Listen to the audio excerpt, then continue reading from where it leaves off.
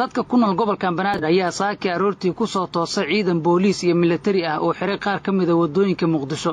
waxaana la diidanaa gaadiidka dadweynaha kuwa sida gaarka loo leeyahay iyo gaadiidka wada caruurta dhigata iskuulada halka goobaha qaarna la ogoleen in dadka ay ku lugayaan oo ay ku jiraan shaqaalaha dawladda iyo ciidanka qaranka xiritaanka wadooyinka Muqdisho ee saaki ayaa soo bilowday xalay saqdi dhexe waxaana la sheegay in qorshe uu ahaa in dawladdu ay damacsaneed in ay baajiso banaanbax looga soo horjeedo dawladda kaas oo ka dhacay degmooyinka qaar ee Muqdisho banaanbixi ee dawladdu damacsaneed in la baajiyo ayaa barqadii maanta ka bilowday waqooyiga gobolka Banaadir gaar ahaan degmooyinka Kaaraan Cabdicasiis iyo Yaaqshid waxaana meelaha qaar barbar socday isku dhacyo u dhaxeeya ciidanka booliiska Soomaaliya iyo ciidan military ah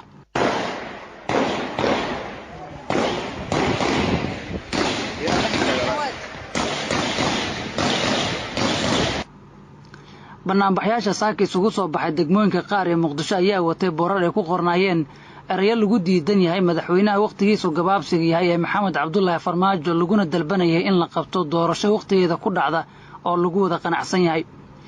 qaar ka mid ah dadkii banaanbaxa dhigay ayaa warbaahinta la hadlay waxayna faahfaahin ka bixiyeen sababtay u soo abaabuleen banaanbaxan iyo wax ay uga gol leeyihiin محمد عبد الله فرماجة صلوا على قصة دوينا نبضي وناك وحن كفيلنا كمان حلين وحاول نقضوا كلجي تلية حكوم بابا ما دورنا فرماجة هنقدقوا ذلك يوسف بربر دبعتنا ورسيدين وده نبضها ويمدي حكتقوا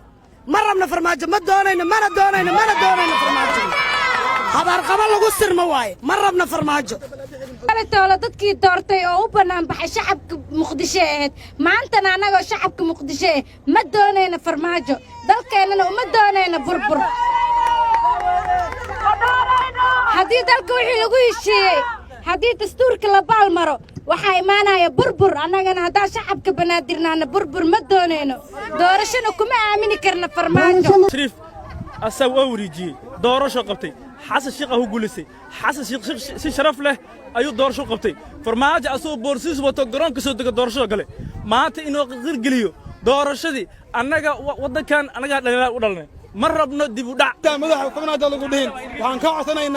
دل كان دورشة قارتيسو سيدا وده وقتين كمان كي بيشان نوفمبر ديسمبر نقول ده جرنا وحكوا كا أقل كثر إلا سوق بقدي أسبوع عن قدي سنة لا دريرة حبنا بارلمانكا فرماجنا سامو وده كمان جنو goobjoogayaal ku sugan degmada Yaaqshid ayaa idaacada kulmiye u sheegay in isku dhacyo u dhaxeeya ciidan ka tirsan booliiska Soomaaliya iyo kuwa military ah oo ka dhacay isgoyska Fagax waxaana la sheegay in ugu yaraan 4 qof ay ku dhaawacmeen ciidanka booliiska ah oo kala eriyay dadkii banaanbaxa dhigaya ayaa la sheegay in isgoyska Fagax lagala wareegay waxayna tageen saldhigga degmada Yaaqshid kadib markii halkaas ay ku dagaalameen ciidan kale oo military ah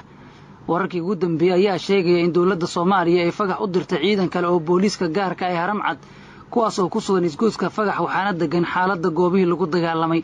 qof ka mid ah dadka ku nool Fagax ayaa u waramay keenan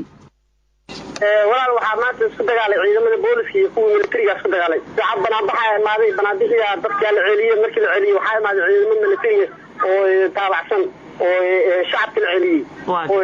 oo marka dagaalay meesha ku soo biyeen ciidamada booliska meesha waa laga qabsaday maxaa dhimasho ama dhaawac oo aad aragteen waxaa dhaawac oo waxaa gaaray 4 qofood oo shacab meesha ku dhaawacmay wiil oo mooto bajaaj oo afood ka soo hordaayo dagaalka meesha ka dhacay meesha gacan iyo uga tagta mootadii soo xireen hadda dagaalku waa istaagay ciidamadina meesha waa kala tageen ciidamada booliska dib ugu soo laabtay wali xaaladda magaalada Muqdisho ayaa qasan waxaana xaafadaha qaar ee dawladdu geysay ciidan Haramcad ah kuwaas oo aad u hubeysan isla markaana haysta gaadiidka dagaalka waxay wararka heshay idaacada kulmiye ay sheegayaan in la filayo in gilka dambe ee maanta degmooyinka qaar ee Muqdisho ay ka dhacaan banaanbax gaar ahaan degmooyinka Hodan Holwadaag iyo Wardhigley